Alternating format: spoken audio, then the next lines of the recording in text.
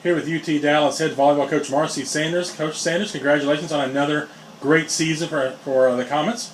Thank you. UT Dallas advances to the AFC title match again this year after winning the East title for the 7th consecutive year. Coach, talk about the season as a whole and what you saw from your Comets.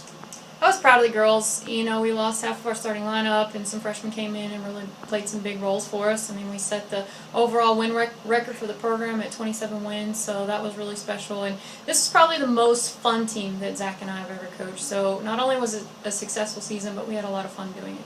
2 seniors named first team All-AFC, and Dana Hilzendagger and Haley Williams.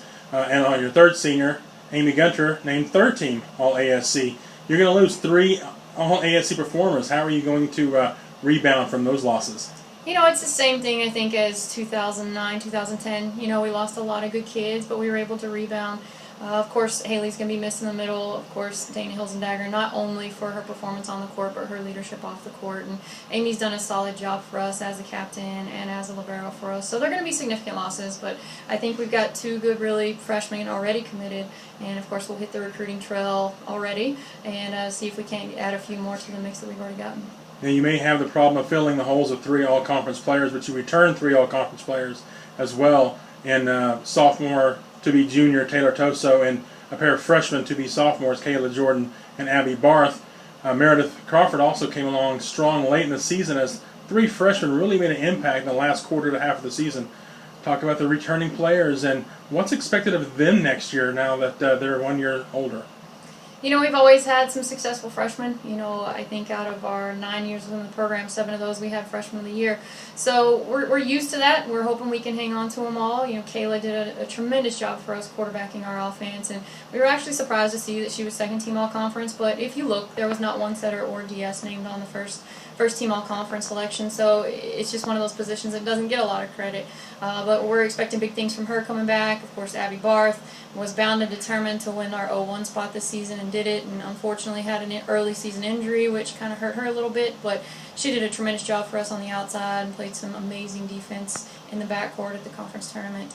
And then Meredith Crawford, I mean, you can't say enough about her, and one of the reasons she got into the lineup is she's a competitor.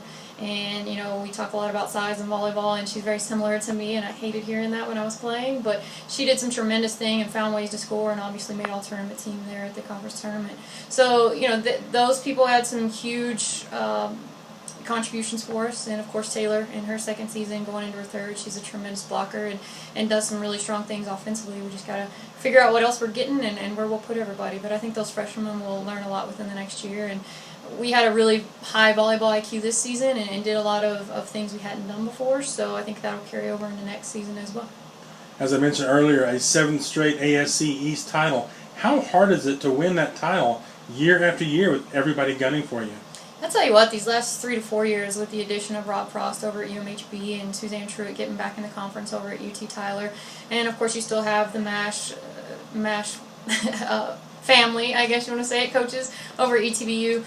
Those schools are hard to compete with, and you know, we had to win it here at home, and the girls just decided that's what it was going to take, and that's what they did. And it's gotten a lot harder in these last few years. So, you know, with the redesign of our conference next season, it's going to be interesting because there really will be no more East and West division. So it's going to be interesting to see how things pan out in the future. Comets setting a school record with 27 wins in 2012.